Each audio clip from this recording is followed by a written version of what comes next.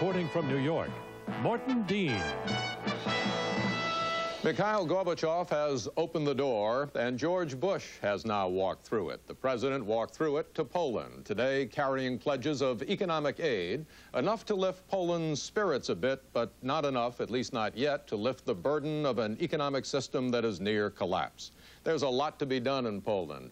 Communism has failed, and the failure has produced a new opening for democracy, a new opening for the West, but it has also produced new challenges. We begin tonight with John Martin's background report on the failure and the challenge.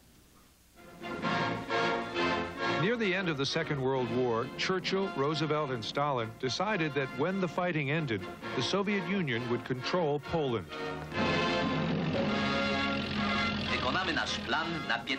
In 1949, planners in Moscow wanted the communist state they created in Poland to industrialize.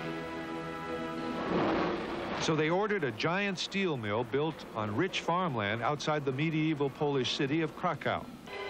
They called it Nowa Huta, meaning new steel mill, and it was dedicated to the memory of Lenin. With each passing year, the work of our steelworkers becomes easier but more productive. It was supposed to demonstrate the superiority of communism, but today it demonstrates its failure. The plant is the largest industrial concern in Poland, but its equipment is old and failing. The newest processing equipment here came from Japan 15 years ago, but it sits idle most of the time. The plant that feeds materials to it had to be shut down because it pollutes too much. It would take 10 years and $1.5 billion to modernize this mill, but Poland can't afford it. The town of Nowa Huta was also supposed to demonstrate the new ideal of communism. It was planned to be a sociological correction to the aristocratic character of the old Krakow. A sociological correction that ruled out bourgeois sentiment. The state plan ruled out any churches. But the plan didn't work. Nowa Huta has not become a city without God. Oczywiście władze w tym wszystkim przeszkadzały, były kolegia. The authorities tried to stop us. They fined us, they harassed us, they even tried blackmail. But Father Karsznia is standing at an altar he first set up in a field 25 years ago. He was acting on instructions from this man, the Archbishop of Krakow, now Pope John Paul II.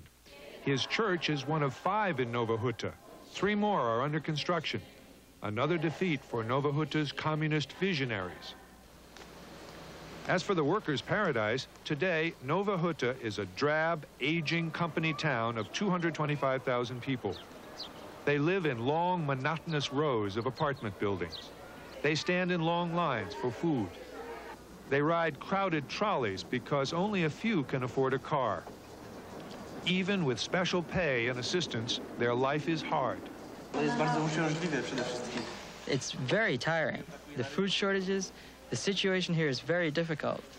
The failure of the steel mill dedicated to Lenin's memory is accepted even here at the regional communist headquarters as a failure of Lenin's ideas. Should you take those books off the shelf and throw them out? Yes. Now, mostly concerning economic ideas, yes. They are not useful at all. No more central planning? At the beginning of 50s, the central plan was a very great book. And in this book was written how many cucumbers will be produced in a very small plant. I'm not joking. And what we need is some kind of economic strategy. But the people of Poland aren't expecting the communists to come up with it. Fed up after decades of party failures, they forced a limited election last month, the first of its kind in Eastern Europe.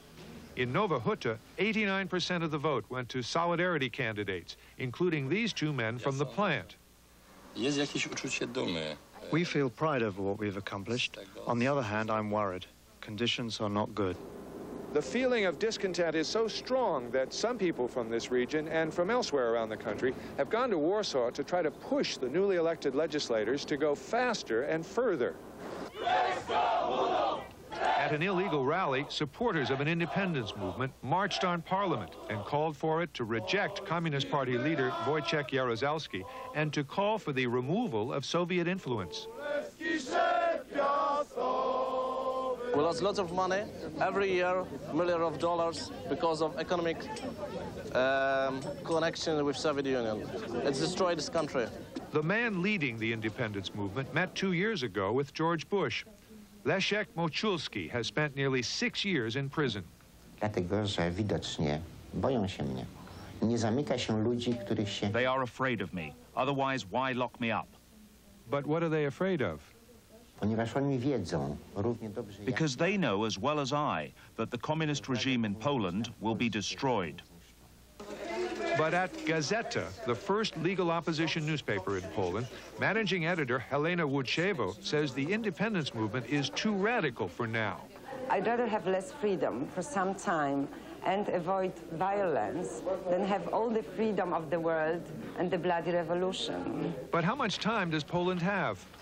Communist Party Secretary Hausner said he believes there will be food riots when prices rise next month. So as they organize within Parliament, the opposition in Poland faces a moment of truth. Should it join with the communists to try to save the economy together? Or should it hold back and await its collapse? And if it goes too far, will the Soviet Union step in to protect its interests? These are questions of fear that haunt a country that is just now coming alive from 45 years of communist domination. It is a very difficult rebirth. We try to recover our right to be subjects, not objects of history.